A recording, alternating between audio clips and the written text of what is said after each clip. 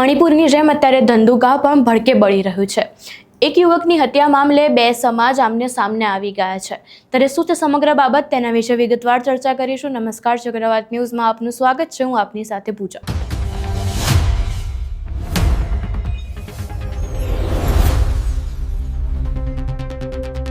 ધંધુકામાં એક યુવકની હત્યા થઈ હતી। એ બાબતે અત્યારે બે સમાજના લોકો આમને સામને આવી ગયા છે અને એટલા રોષે ભરાયા છે કે ધંધુકા અત્યારે અડધું ભડકે બળતું જોવા મળી રહ્યું છે। અત્યારે ધંધુકાને બસ સ્ટેશન હોય કે પછી દુકાનો, બધું આગના ઝપેટામાં આવી ગયું છે। ત્યારે અમે ચક્રવાત ન્યૂઝ તરફથી એવી અપીલ કરીએ છીએ કે સમાજના લોકોએ કાયદો હાથમાં ન લેવો। અમને એવી પણ ખબર મળી છે કે જે આરોપી છે તેને પોલીસ દ્વારા અરેસ્ટ કરી દેવામાં આવ્યું છે।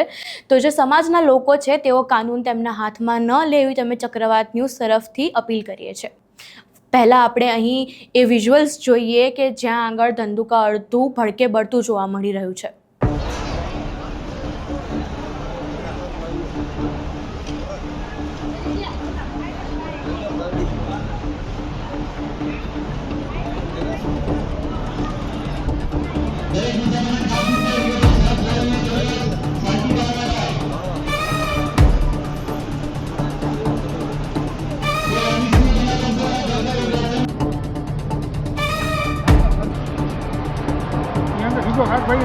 પૂરથી સીધો ઉતરી ગયો, આંકો ન આવતો।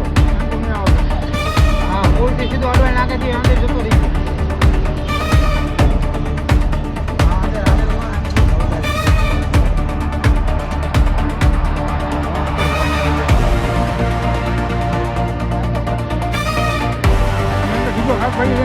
પૂરથી સીધો ઉતરી ગયો, આંકો ન આવતો।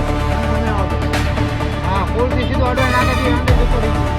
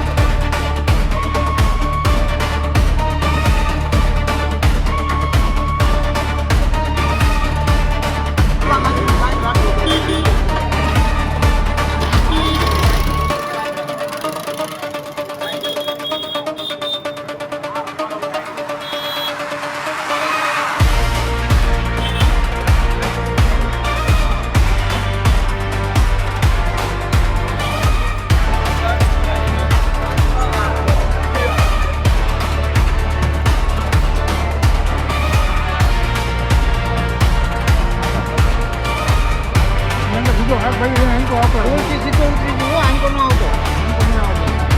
હા, પૂરથી સીધો અડવાઈ નાખેથી અંદર જતો રહી ગયો।